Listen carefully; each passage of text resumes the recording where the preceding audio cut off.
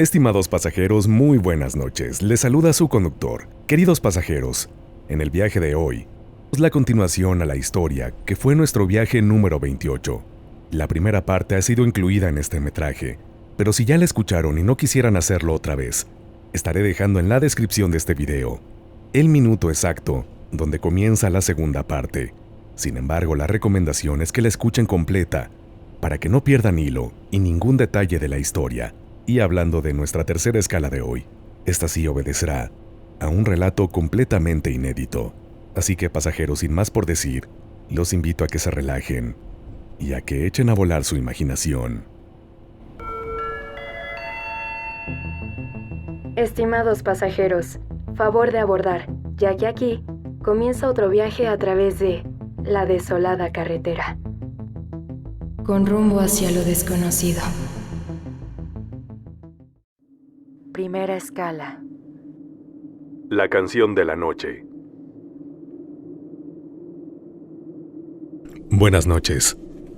Desde hace algunos meses he encontrado su canal, señor conductor, y me encantan los relatos. Aunque confieso que los viajes siempre los hago de día, porque aunque me gusta este tipo de temas, quiero decirles que también me dan un poco de miedo y después no puedo dormir. Creo que después de conocer mi relato entenderán el por qué decidí contarles mi historia y que se le diera voz a través de este espacio, ya que es una experiencia real y no solo un recuerdo producto de mi imaginación. Solo les pido que esta experiencia quede en el anonimato. Esto comenzó a mediados de los años 80. Yo, aunque no lo recuerdo con precisión, debo haber tenido unos 8 años de edad. Vivíamos en una vecindad, en una calle muy conocida del centro de mi querido Aguascalientes. Era conocida por ser una casa que se encontraba en esa misma calle, en la cual se decía que había duendes, pero esa es otra historia que después les contaré. Esta vecindad contaba con 2 patios. Nosotros vivíamos en el primero, en el que solo había cuartos. En el segundo patio estaban los lavaderos, los baños y 2 cuartos que estaban derrumbados, a los que les decían las tapias. Y un enorme árbol. Ese árbol, que era un mezquite, siempre me dio miedo. Incluso ese patio entero siempre me produjo temor, porque, por ejemplo, el baño que ahí se encontraba siempre estaba frío, aún en tiempo de calor, algo que jamás nos pudimos explicar. En fin, como les decía, todo comenzó un día por la noche. Yo estaba acostada con mi hermana en un cuarto, y mis padres dormían en otro, a un lado del nuestro, cuando de pronto comencé a escuchar una música muy suave. Hasta el día de hoy no sé decir qué canción era, solo que de volverla a escuchar, la podría identificar. Bueno, volviendo al tema, abrí los ojos y vi hacia la puerta. Esta estaba abierta porque era tiempo de calor, y en la vecindad vivía prácticamente pura familia, así que no había desconfianza. Ahí en la puerta pude ver a una señora parada, vestida de blanco, con un atuendo que más bien parecía una bata de esas que se ven en las películas antiguas, que le llegaba hasta los pies, y no se le veía la cara porque traía un velo. Pensé que era alguien que vivía en la vecindad, así que no me dio miedo, y me volví a dormir. Pero se volvió a escuchar esa música. No obstante, ahora ya era una canción.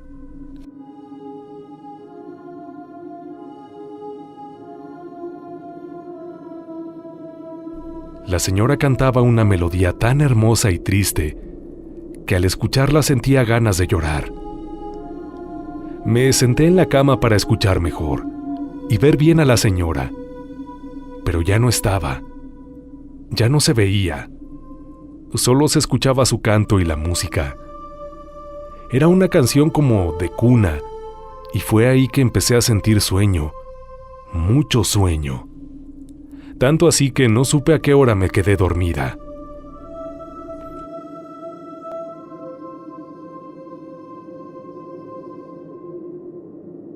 Al día siguiente, cuando desperté, estaba acostada en el suelo junto a la puerta. Yo tenía mucho frío. Me dolía la cabeza y me sentía muy cansada. Le conté lo que sucedió a mi mamá. Ella no me creyó. Me dijo que seguramente había soñado, que eso me pasaba por cenar mucho. Me recomendó que la próxima vez que soñara feo me pusiera a rezar. Las siguientes noches pasó lo mismo.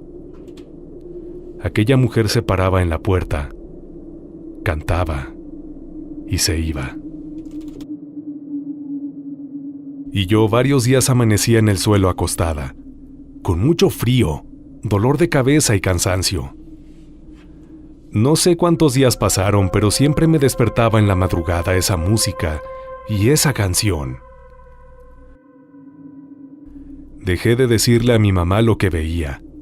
La última vez que le dije, me dijo que no me asustara, que si era un espanto, no podría entrar, porque ella tenía la costumbre de poner una palma bendita detrás de la puerta, de esas que se llevan a misa el domingo de Ramos, y cada año llegando de misa la cambiaba.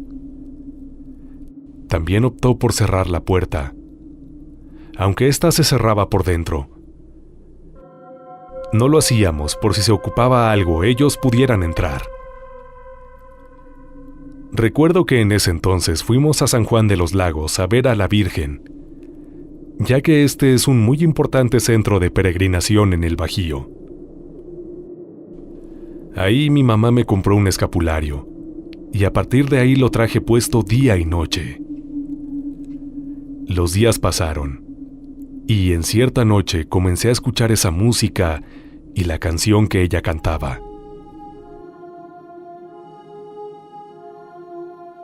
La puerta estaba cerrada, y vi cómo se movía.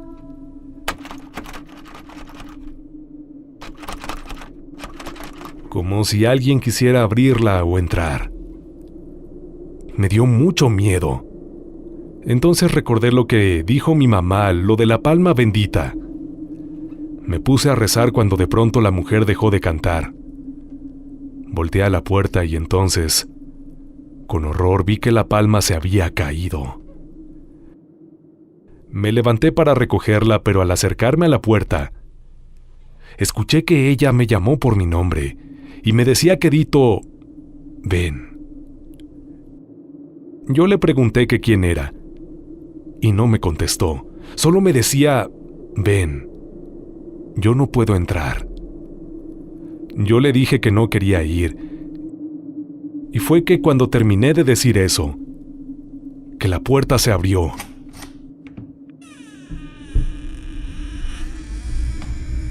Y ahí la pude ver, parada nuevamente afuera de mi recámara. Pero ella no entró. Me volvió a decir que fuera, que no tuviera miedo, que ella me cuidaría. Yo le dije que no gritando, y debido a esto mi hermana se despertó y me dijo que, ¿qué tenía? Yo le señalé la puerta, pero la mujer ya se había ido. Como pudimos nos dormimos, y así pasaron más días, en donde ella movía la puerta, me cantaba y me hablaba, pero yo ya no le decía nada, solo me limitaba a rezar. Un día, ya cansada de no poder dormir y de que mi mamá no me creyera, decidí con esa valentía que te da la inocencia de tener 8 años, dejar la puerta abierta, pero en la noche mi hermana la cerró. Yo me esperé a que ella se durmiera. Me levanté y la abrí. Quiero decirles que no me dormí. Estoy segura que no me dormí. Solo me acosté a esperar que ella viniera para preguntarle qué quería. Yo creo que más que asustada, yo estaba cansada, enojada y triste por no poder dormir bien.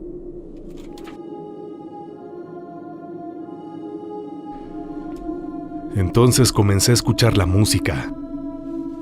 Me senté, y cuando la mujer me habló me levanté de la cama, y descalza porque no quería hacer ruido. Me bajé y la seguí. Ella caminó muy lento hacia el segundo patio. Entonces vi que su cabello le llegaba debajo de la cintura. Era negro, con canas, y lo cubría un velo blanco, y en una mano llevaba una vela. Ella iba cantando la misma canción de siempre, esa melodía que, a pesar de haberla escuchado por mucho tiempo, no me puedo acordar de la letra.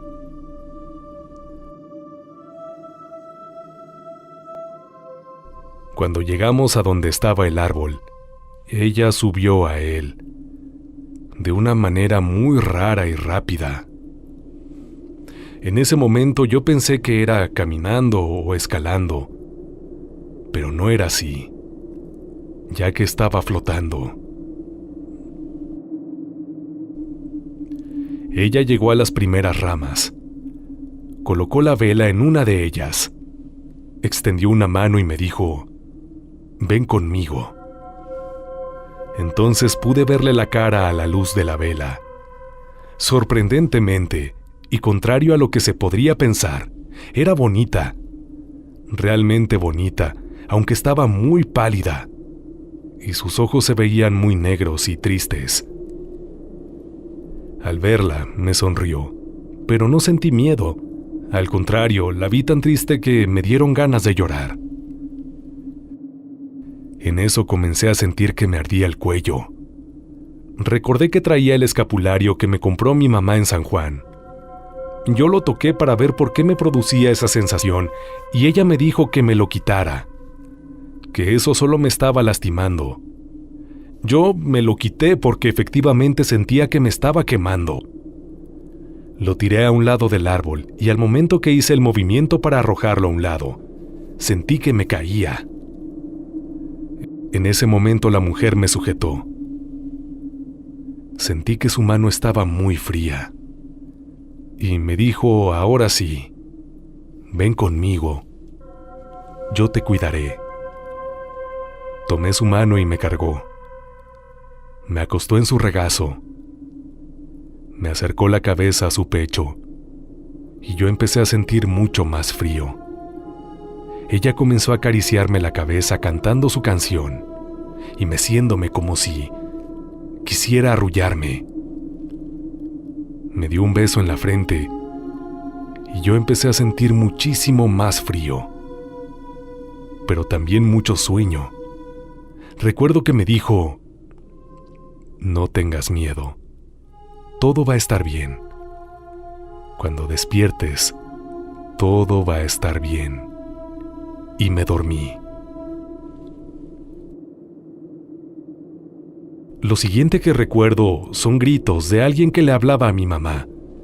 Me movían y me decían: «¿Qué pasó? ¿Te caíste? ¿Viniste al baño?». Yo los escuchaba, pero no podía hablar, no podía abrir los ojos. Recuerdo que en ese momento yo solo quería un suéter porque tenía mucho frío. Luego escuché la voz de mi mamá diciendo que yo era sonámbula, que caminaba dormida, pero eso no era cierto. En ese momento comencé a escuchar cómo una vecina dijo la frase que hizo palidecer a todos y que a la fecha resuena en mi mente. A mí se me hace que fue la bruja. Tengo días escuchándola. Ya tenía mucho que no la oía. Mi mamá le dijo que cuál bruja, que nada de eso existía, y fue lo último que recuerdo haber escuchado. Lo siguiente que sé es que desperté en mi cama. Tenía todavía mucho frío, sed y dolor de cabeza. Le pregunté a mi mamá si ya era hora de ir a la escuela, y me dijo que no me iba a llevar, que íbamos a ir con el doctor. ¿Que no te acuerdas de nada?, me preguntó. Entonces recordé lo que había hecho la noche anterior. Le platiqué a mi mamá a detalle lo que había pasado. pero como siempre no me creyó. Me regañó y me dijo que me había levantado a hacer del baño y que cuando llegué al patio me resbalé y me caí junto al mezquite. Yo le dije que no, que me había ido tras la señora, y ella me dijo que eso lo había imaginado del golpe tan fuerte que me había dado en la cabeza, y que eso no había sido ayer, sino que había permanecido 2 días con calentura, levantándome solo a ratos para comer algo, y posterior volver a dormir. El doctor dijo que te dio una infección en la garganta por el tiempo que pasaste en el suelo frío, hasta que te encontraron. Te he dicho muchas veces que cuando quieras ir al baño me despiertes para acompañarte. Terminó de regañarme. Yo ya no le dije nada. Ella me dijo, como hoy ya estás mejor, vamos a ir para que te revise bien el doctor. En ese momento yo ya no quise mencionar nada más, ya que sabía que cualquier cosa que dijera no me lo iba a creer. Incluso, me quedé pensando si de verdad había sido solo un sueño o si realmente había vivido aquella experiencia. Llegamos con la doctora. Al revisarme, ella se dio cuenta que tenía un moretón muy grande cerca del ombligo, otro en la pierna y uno más en la nuca. La doctora me preguntó si mi mamá o mi papá me pegaban. Yo le dije que no. Ella le dijo a mi mamá que los moretones eran por falta de hierro y el cansancio era porque tenía anemia. Y aquí viene una de las partes más escalofriantes y extrañas del relato, ya que dijo que solo porque no traía heridas, pero que todos esos síntomas hacían pensar que de alguna manera había perdido mucha, pero mucha sangre. Mi mamá siempre se mantuvo en su postura, que esas cosas no existían, que todo había sido un sueño, alucinaciones por la calentura y el golpe en la cabeza. Mi mamá me dijo que si alguien me preguntaba, no les dijera que vi a una señora de blanco que me cantaba, porque iban a decir que estoy loca y me iban a llevar al manicomio.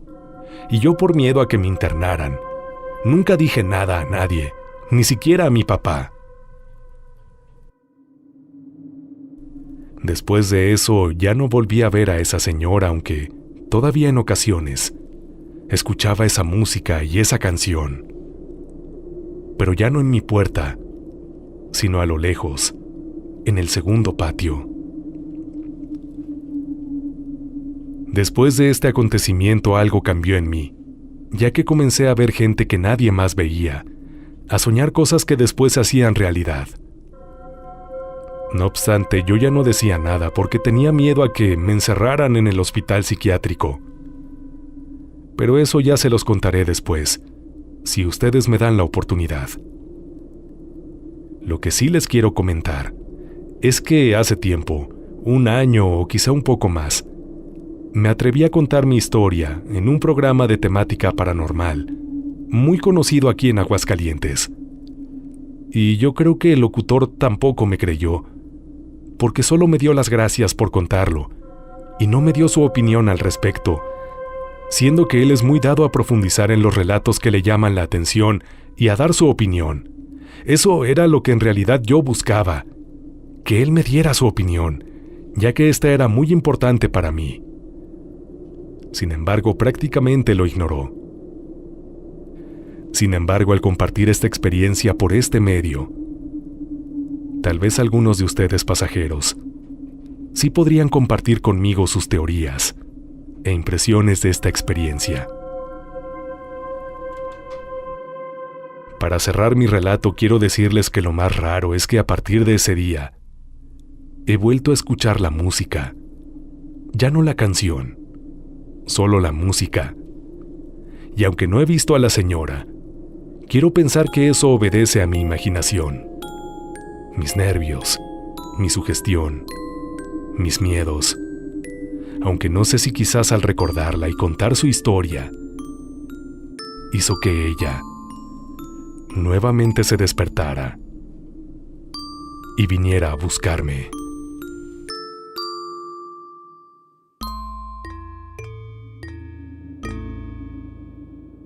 Segunda escala. Canción de medianoche, segunda parte. Buenas noches, mi querido conductor. Espero que te encuentres muy bien. Ha pasado mucho tiempo desde mi primer correo. Mi viaje fue el número 28. Agradezco la forma en que fue tratada mi experiencia. Para mí fue muy difícil revivir todos esos recuerdos. Me gustó muchísimo la forma en que se narró mi historia, y estoy muy agradecida con todos los pasajeros que me creyeron. Quiero que sepan que leí todos y cada uno de sus comentarios, y es lo que hoy me anima a escribir esta otra etapa de mi vida. En los comentarios vi uno en particular, que llamó muchísimo mi atención. En él una pasajera menciona que tal vez lo que me sucedió se deba a que tengo descendencia de personas con conocimientos de brujería. Pues tiene razón. Yo provengo de una larga dinastía de mujeres con conocimientos de este tema. En mi familia hay de los dos bandos, tanto bueno como malo, y como muchos sabrán, no todas nacemos con el don, y algunas que tenemos la fortuna o la desgracia de tenerlo, no lo queremos. Pues bien, después de los acontecimientos narrados en Canción de Medianoche, mi vida cambió por completo. En la escuela, jugaba con un niño que nadie más veía. Mi escuela se encontraba en el barrio de San Marcos, y es muy antigua. Se solía comentar que en el jardín de esta, en el árbol más grande y viejo, estaba la huella del diablo. Esta era una marca roja que se asemejaba a una garra, y con la imaginación de un niño, pues sí parecía precisamente ser esto. Cabe señalar que no teníamos permitido el acceso al jardín, por lo que era un reto entrar y ver esa marca. Yo solía jugar cerca de la entrada del jardín, ya que ahí era donde veía a mi amigo, hasta que un día una compañera me dijo que estaba loca, que por eso nadie quería jugar conmigo. Se me olvidó comentar que yo era una niña muy solitaria y tenía muchos problemas para socializar. Yo le dije que no estaba sola, que mi amigo Hugo estaba conmigo. Ella me dijo que no era cierto, que yo estaba sola. Yo volteé a ver a mi amigo, y él estaba ahí junto a mí, pero esta vez no estaba solo. Estaba acompañado del que en algún momento fuera el conserje de la escuela, y que mi amiga tampoco podía ver. Yo lo saludé, y él me dijo, es que ella no puede vernos. No puede ver a Hugo tampoco. A él solo lo puedes ver tú. Además, quiero decirte que ya no andes jugando por aquí. Por algo está prohibido entrar. Efectivamente, el jardín estaba cerrado. Pero yo sabía cómo entrar, pues Hugo me ayudaba, y siempre jugábamos junto al árbol. Regresando al tema del conserje, él me regañó y me dijo algo que me paralizó. Ella te sigue. Ella nunca se irá, y si tú sigues jugando cerca de los árboles, un día por fin te llevará. Yo comencé a llorar y le dije, no es cierto. Yo solo la soñé. Ella no es real, porque sabía que se estaba refiriendo a la mujer espectro de mi relato anterior. Mi compañera, al escucharme hablar sola y verme llorar, empezó a decir cosas como estás bien loca, pero bien loquita. Yo me enojé y la jalé de los cabellos. Le pegué. Obvio me llevaron a la dirección. Y fue cuando me fijé que ni Hugo ni el conserje salieron del jardín. Era como si ellos estuvieran confinados a aquel espacio. Cuando llegó el momento de dar explicaciones a la directora, comenté que Hugo era el que me abría para que yo pudiera entrar al jardín. La directora me preguntó si de casualidad yo había visto una película llamada El libro de piedra. Yo le dije que no, y ella insistió en que si yo estaba segura. Yo ratifiqué mi respuesta. En ese momento no le vi el caso a su pregunta, pero con el paso de los años tuve la oportunidad de ver dicha película, y entendí el por qué me lo preguntó. Pero mi Hugo no se parecía a nada al de la película. Cuando llegó mi mamá, la directora le comentó lo sucedido. Le recomendó que me llevara con un psicólogo, ya que para cuando sucedió el incidente, todos pudieron ver que yo estaba sola. Además de que no era la primera vez que me metía al jardín a jugar, y me veían hablando a la nada. Para este momento mi mamá ya era plenamente consciente que jugar en aquel jardín estaba prohibido, desde que se había suscitado un accidente en él. La entrada estaba terminantemente prohibida. Otro de los temas que más llamó la atención fue el yo haber dicho que vi al conserje, porque él tenía una semana de haber fallecido. Yo no me asusté. Sabía que había visto un muerto, pero después del evento tan traumático con la mujer espectro, la verdad es que ya no me asustaba tan fácil. Quiero confesarles que más miedo me daba el pensar en el regaño en que me iba a dar mi mamá. O peor, me aterrorizaba la idea de que me fueran a internar en un manicomio. Para este tiempo yo tenía 7 años. Y no tenía ni 6 meses, lo que me había pasado que se narró en el relato de Canción de Medianoche. Curiosamente, al llegar a la casa, no hubo regaño de parte de mi mamá. Solo me pidió que cuando viera a alguien que nadie más veía, no dijera nada y no platicara con ellos cuando hubiera gente cerca. En ese momento yo le pregunté, «Mamá, ¿acaso Hugo está muerto?» Y ella me dijo que sí. Me respondió que hace muchos años, cuando yo todavía no había nacido, un niño se subió a ese viejo y enorme árbol del jardín y se cayó. Se pegó tan fuerte en la cabeza que falleció. En este punto del relato quiero serles muy sincera, y es que mi mamá no logró mencionar si este niño que perdió la vida se llamaba Hugo o no, pero según la descripción y la edad que yo di, sus características coincidían plenamente. Mi mamá me dijo, «Tienes que entender que si tú dices que hablas con alguien y te dicen que no es cierto, que estás sola, es porque solo tú los ves. Hay cosas que todavía no te puedo decir, porque no las entenderías. Cuando tengas edad te explicaré muchas cosas, pero ahora solo te pido que ya no te metas en el jardín y ya no hables con Hugo, ni con el conserje. Yo te quise proteger.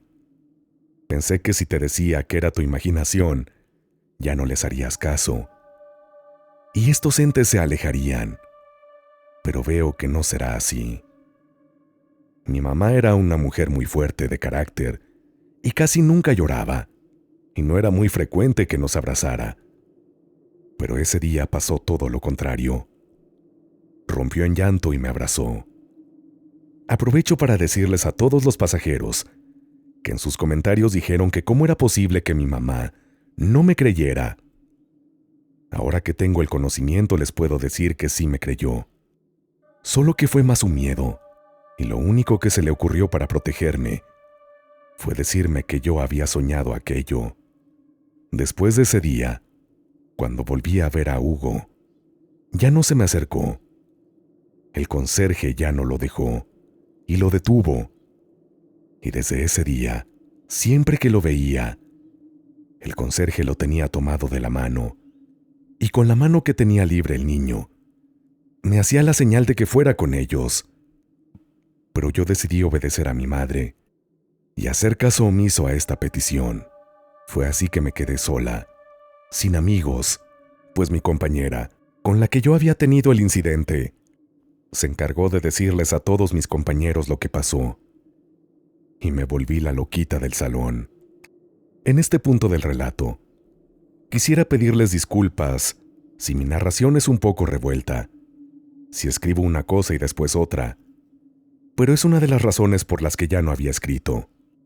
Tengo una enfermedad que poco a poco me está quitando la capacidad de hilar ideas, y voy perdiendo recuerdos. No es Alzheimer, gracias a Dios. Es una enfermedad crónico-degenerativa.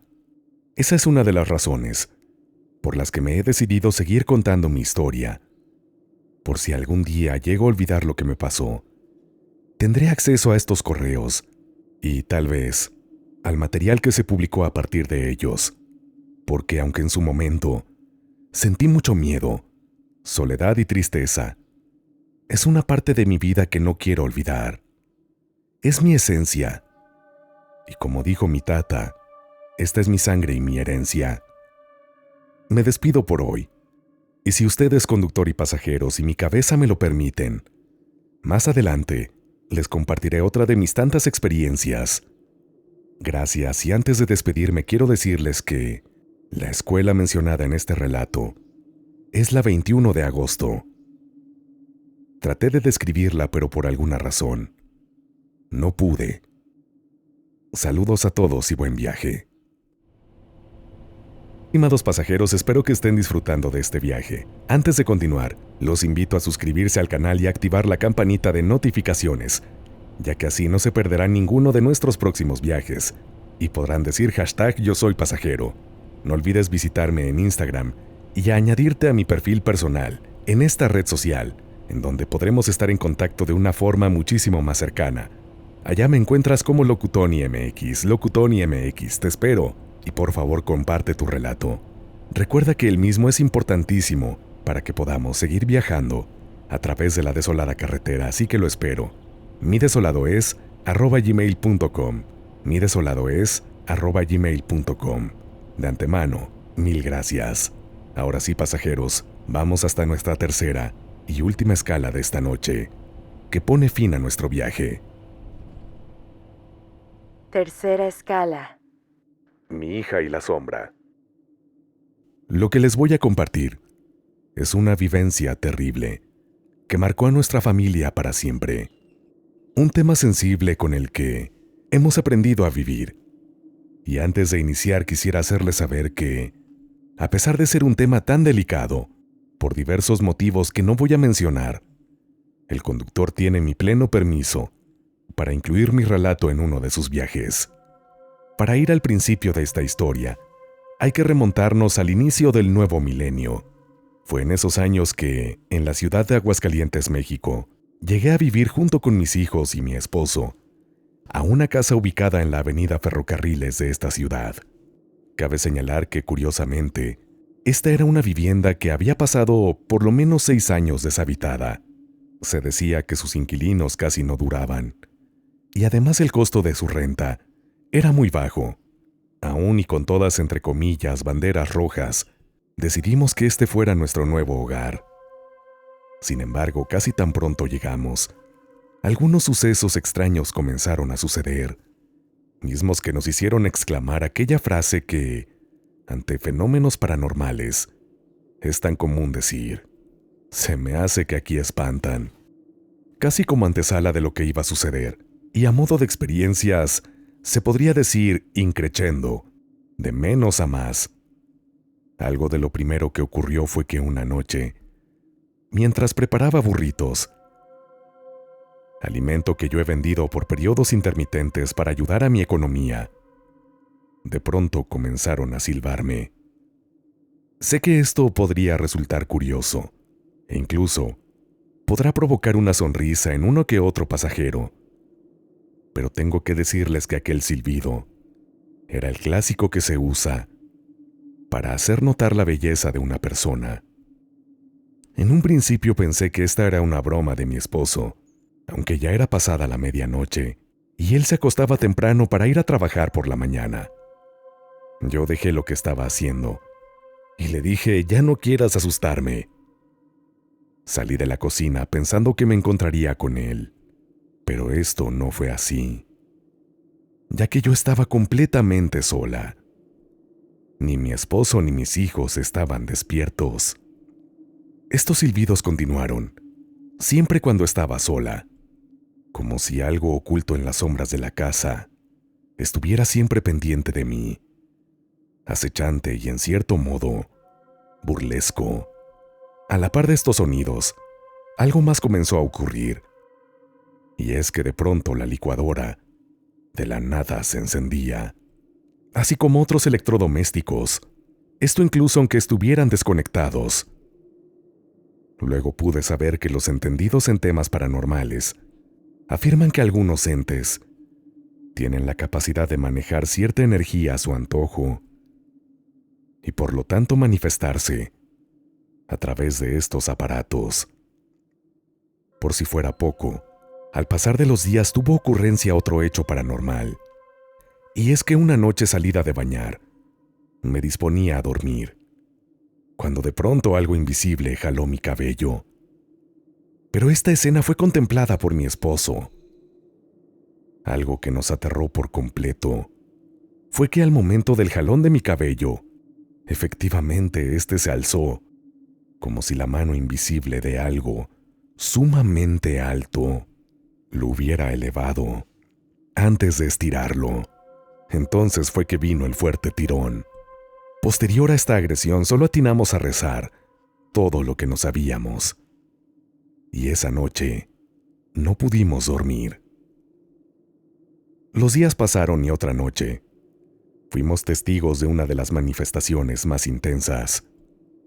Y es que resulta que, antes de acostarnos, pudimos ver primeramente lo que pensamos era una persona que saltó la barda cayendo a nuestro patio.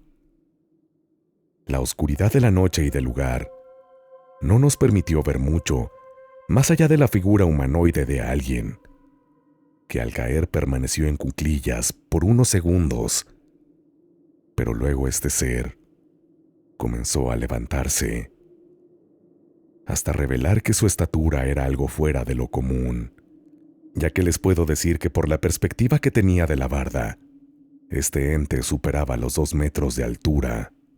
Mi esposo alterado le gritó que nos dejara en paz. Me dijo que llamara a la policía, mientras él salía al patio a confrontar a este invasor y a tratar de rastrearlo, pues en un principio pensamos que quería ingresar a nuestra casa y por lo tanto que nuestros hijos estaban en inminente peligro. Sin embargo, para cuando él salió, se llevó la sorpresa de que el patio se encontraba solo, y aquella sombra de un momento a otro simplemente se había desvanecido. Como prueba de este acontecimiento, quedó el reporte policíaco que hicimos, y que de hecho se atendió. Sin embargo, al llegar los oficiales, no pudieron encontrar indicio alguno de que alguien además de nosotros hubiera estado ahí, y que hubiese ingresado a nuestro domicilio. Así sin más se retiraron.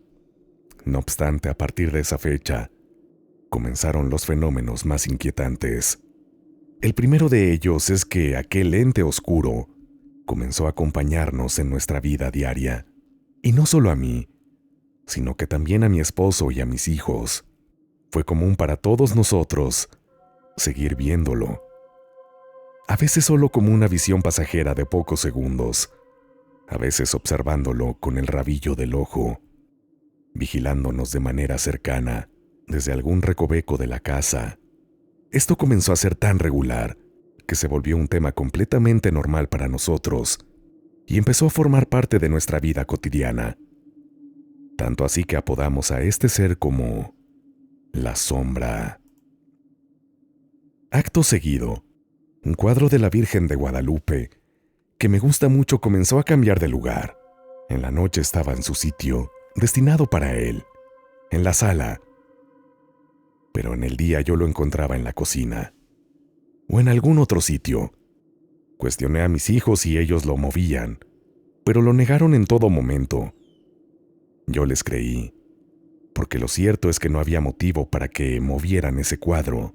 Posteriormente, lo que más me inquietó y me hizo saber esto ya no obedecía a un tema normal, es que este cuadro de la Virgen, además de amanecer cambiado de lugar, aparecía de cabeza, como si alguien o algo que le molestara su presencia lo hubiese invertido a manera de protesta o de queja, sigilosamente durante la oscuridad de la madrugada. Sin nada más que hacer, y al no poder darle explicación al asunto, el tema quedó así. El tiempo pasó y yo me embaracé, y 9 meses después, nació mi pequeña Ángela, aquella niña que quisiera que fuera diferente, pero que tras este punto se convierte en la protagonista principal de mi relato. Tal vez se podría decir que lo siguiente que voy a mencionar lo expreso porque es normal que cualquier padre o madre hable así de sus hijos. Pero les juro, aquella niña era un ser especial, un ángel tal cual, lleno de luz que vino a iluminar y a llenar de gozo y alegría nuestra casa.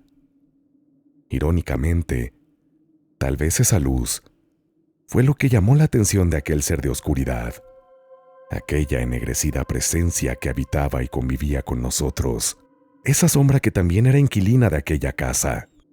Y es que desde que la niña nació, tuvo su propia recámara, pero una noche de pronto su papá y yo nos despertamos, ya que la escuchamos llorar. La primera en ir al cuarto fui yo, y cuando entré, dejé salir un fuerte grito. Mi pareja acudió al instante para ver lo que pasaba. Y es que yo había encontrado a la niña abajo de su cuna, tal como si ella se hubiese salido por sí misma, pero esto era algo imposible, ya que se trataba de un bebé de días, y todavía ni siquiera podía gatear, menos se iba a levantar y a salirse de su cuna. Cabe señalar que sus hermanos tampoco fueron los perpetradores de haberla cambiado de lugar. De entrada, no tenían ningún motivo para hacerlo, y luego, no escuchamos a nadie entrar y salir de la habitación. Explicación de este fenómeno no pudimos encontrar, pero más allá de eso les puedo decir que a partir de ese día, Ángela comenzó a dormir con nosotros, y así ella efectivamente nunca más volvió a cambiar de lugar. No obstante, algo peor pasó solo días después, algo que podría considerar casi un ataque certero y directo en contra de mi hija.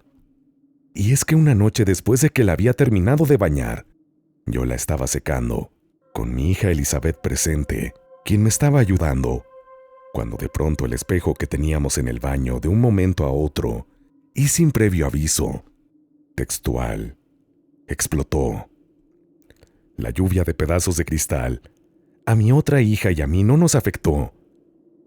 Pero no fue así con la bebé, y es que uno de los recuerdos más dolorosos que tengo de la infancia de Ángela es quitarle de su cuero cabelludo los trozos de vidrio que se le encajaron. Por fortuna sus heridas sanaron, y tras este hecho, pudimos llevar una vida más o menos normal.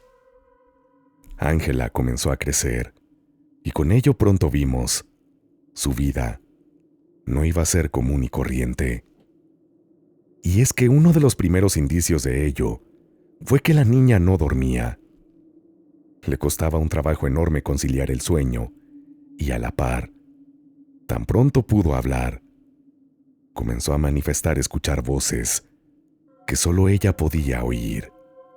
Si bien es cierto, ella era portadora de una gran inteligencia y diversos talentos, también parecía que de alguna manera tenía alguna afección mental, tal como bipolaridad o algún otro trastorno. Así un peregrinar de doctores y estudios comenzaron, de los cuales todos nos desconcertaban. Porque los doctores nos decían, los análisis arrojaban que la niña estaba en perfecto estado de salud y no había nada mal en ella. Aunque tiempo después, uno de estos doctores nos dijo que esto se debía a un tipo raro de epilepsia y que era muy, pero muy poco común. Pero la forma en que lo dijo nos hizo pensar en que solo atinó a dar este diagnóstico por decir algo y no hacernos ver que en realidad no sabía lo que pasaba con la niña. Ella inició tratamiento, pero como podrán imaginarse, este no funcionó. Y muy por el contrario, los sucesos extraños y funestos se fueron incrementando. Particularmente tengo presente una mañana en que nos levantamos y casi tan pronto lo hicimos nos vimos sorprendidos, porque en el chamorro de mi hija se habían plasmado los dedos de una mano que quisiera decir eran casi como los de una garra, como si la hubieran estado sujetando y le hubieran producido una quemadura que quedó marcada en su piel. Una imagen muy parecida a otra, que quedó plasmada en una pierna de otra de mis hijas, y que en otra ocasión el conductor ya compartió en su otro canal. Pero si no han tenido oportunidad de verla, al final de este relato será incluida también. Volviendo a la historia, por suerte esta marca no le dolía a Ángela, y con el paso de los días, esta se fue desvaneciendo.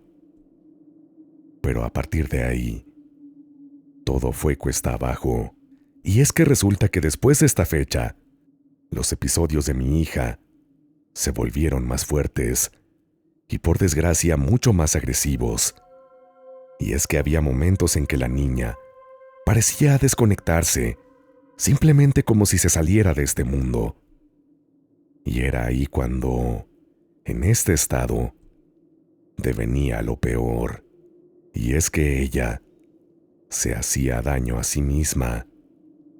Hablando de un evento en específico, para darles un ejemplo, resulta que una noche yo escuché ruido. Ya era de madrugada. Me levanté y vi que había luz en la cocina. Me dirigí a ella, y al entrar me llevé una terrible sorpresa. Y es que encontré a mi hija viendo con una cara, como si expresara curiosidad, su sangrante dedo pulgar izquierdo, mismo al que le había inferido una larga y profunda herida con un cuchillo filoso. La niña, más allá de mover su mano de un lugar a otro y observar con fascinación cómo caía su sangre, parecía no experimentar dolor alguno. Estaba por demás entretenida. Ante aquel macabro espectáculo, traté de tranquilizarme para no alterarla de más, así que con cuidado me la acerqué. La tomé de los hombros y lentamente la fui sacando de la cocina, con el objetivo de llevarla hasta el baño, donde estaba nuestro botiquín para comenzar a curarla. Sin embargo, tan pronto salimos de la cocina, ella pareció volver en sí. Recobró la conciencia, y entonces pronto volteó a ver su mano. Ahí, dejó salir un fuerte y lastimoso grito, que segundos después se convirtió en un llanto incontrolable. Al cuestionarla, ella me dijo que no recordaba nada, más allá de que se había ido a dormir, como todas las noches. Y lo siguiente fue que ya despertó en la sala, siendo acompañada por mí, y el dolor que le profería aquella profunda herida. Obviamente, como su madre, yo no me iba a rendir, y pensando que este era un tema médico, los estudios no se detuvieron, aunque siempre los resultados fueron los mismos. Una niña en perfecto estado de salud. Con el pasar de los años, y ya para este punto del relato nos habíamos cambiado de casa, ahora a la colonia Altavista, de la misma ciudad de Aguascalientes. Pero al parecer aquella sombra, ente o lo que fuere, nos siguió, o más bien la siguió a ella. Quiero decirles que no soy experta en el tema paranormal, por lo que no sé bien si esta clase de demonios o seres pudieran cambiar de forma, y es que resulta que ya en esta nueva casa, una noche en que un amigo de mi hija Elizabeth estaba de visita, cerca de las 11 él se despidió. Le abrimos la puerta y comenzó a descender las escaleras, que lo llevarían a la planta baja, y luego a la salida de los departamentos. Pero tan pronto lo hizo, regresó corriendo hasta nuestra casa, tocando la puerta fuertemente, demandando que le diéramos acceso lo antes posible. Al abrir, lo vimos pálido, y tras cuestionarlo, nos dijo que cuando iba bajando, a mitad de la escalera pudo ver que se encontraba una niña, viéndolo fijamente, de abajo hacia arriba.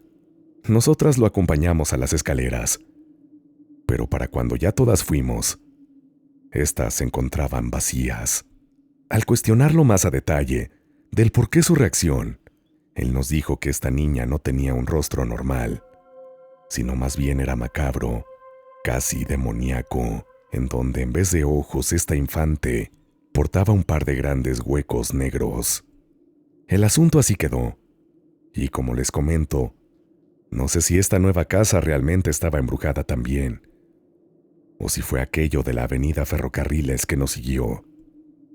Lo cierto es que en esta casa, las bombillas se fundían con rapidez anormal, e incluso, muchas de ellas llegaban a explotar. Para este punto, Ángela ya contaba con unos 14 años de edad, y uno de los talentos que más había desarrollado fue el de dibujar. Ella lo hacía de una manera extraordinaria.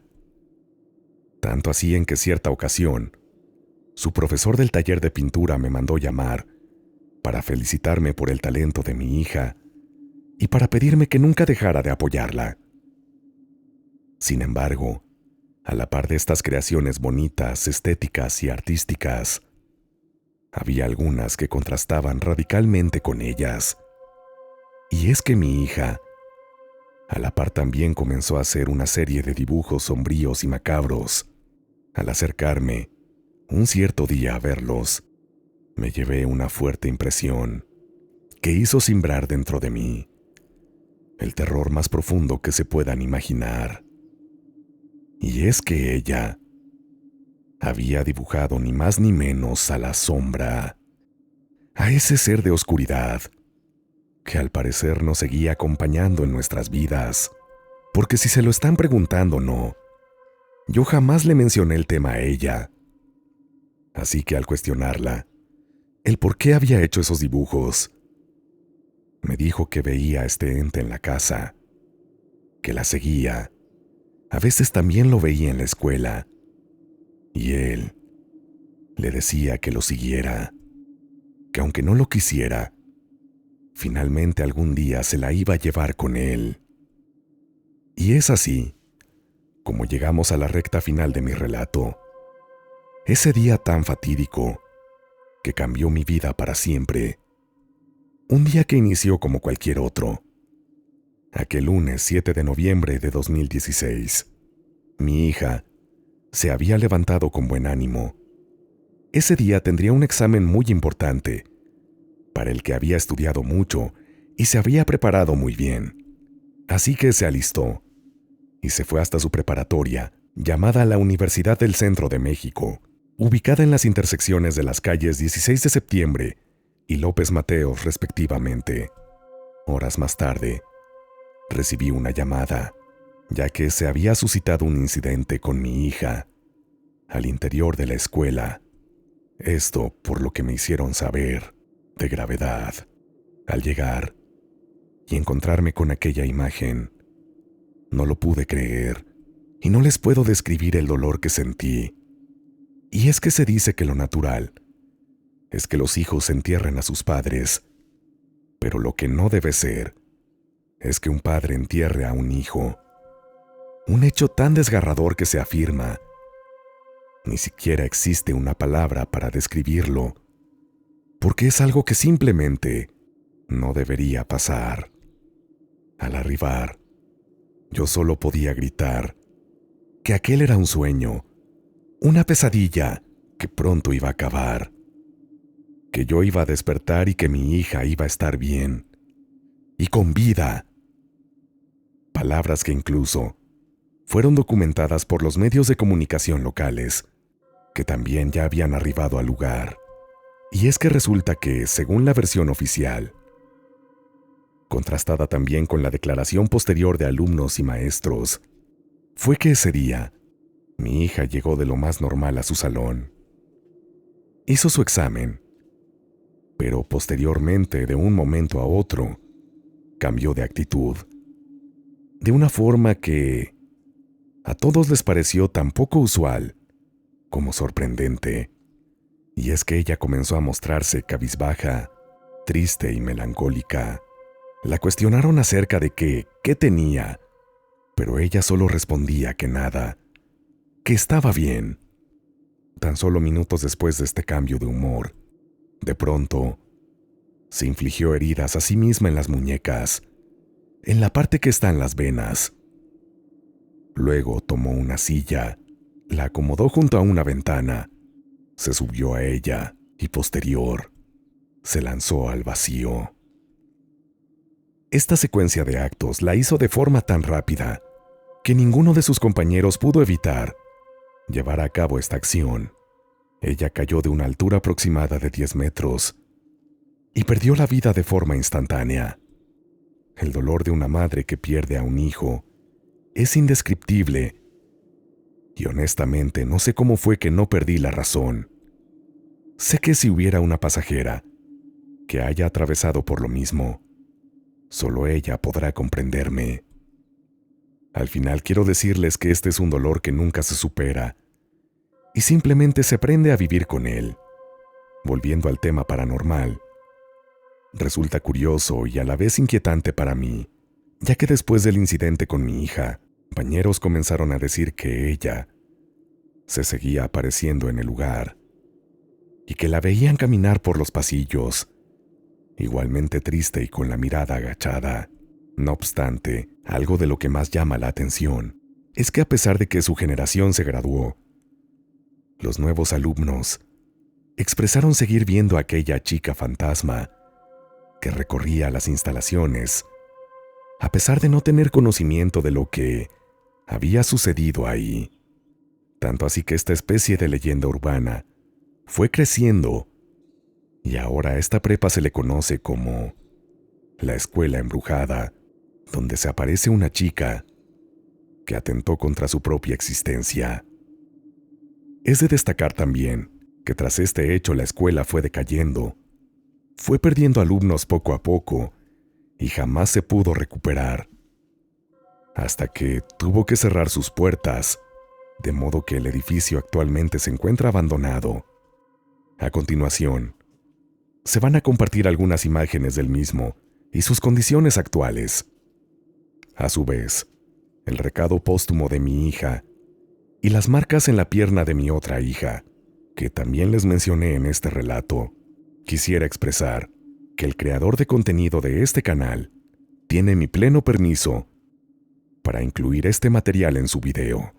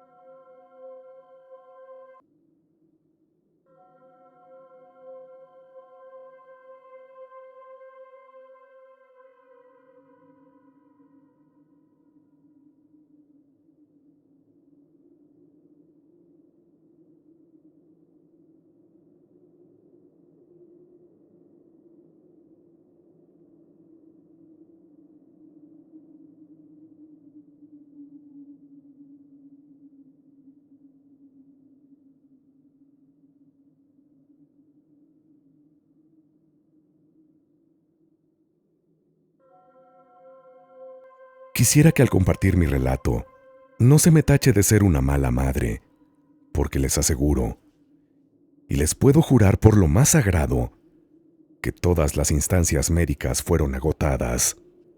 Aún así, a la fecha, me sigo cuestionando si pude haber hecho algo más, o si realmente aquello que nos siguió, esa macabra y despiadada sombra, finalmente logró su cometido y se llevó a mi hija. Al final, mi Ángela fue cremada y a sus restos se les dio cristiano tratamiento.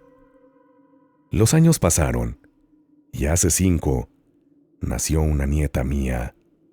Para cuando ella tenía unos 2 años de edad, cierta noche su mamá la estaba cambiando. De pronto volteó hacia la entrada de la recámara y, según palabras de mi hija, comenzó a reírse y a saludar alegremente hacia ese punto.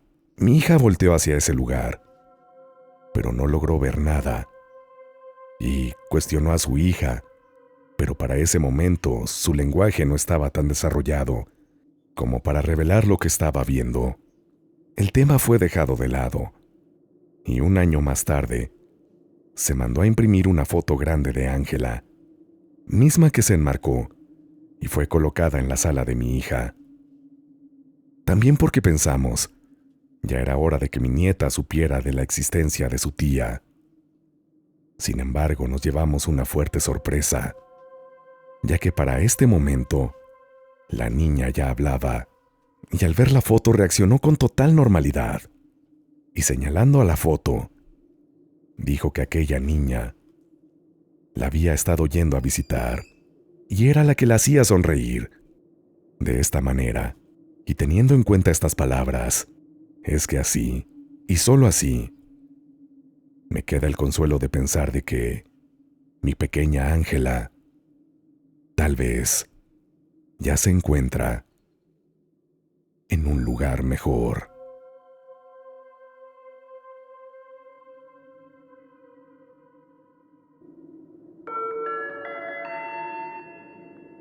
Estimados pasajeros, hemos llegado a nuestro destino. Gracias por acompañarnos en este viaje. Es momento de descansar. Si creen poder,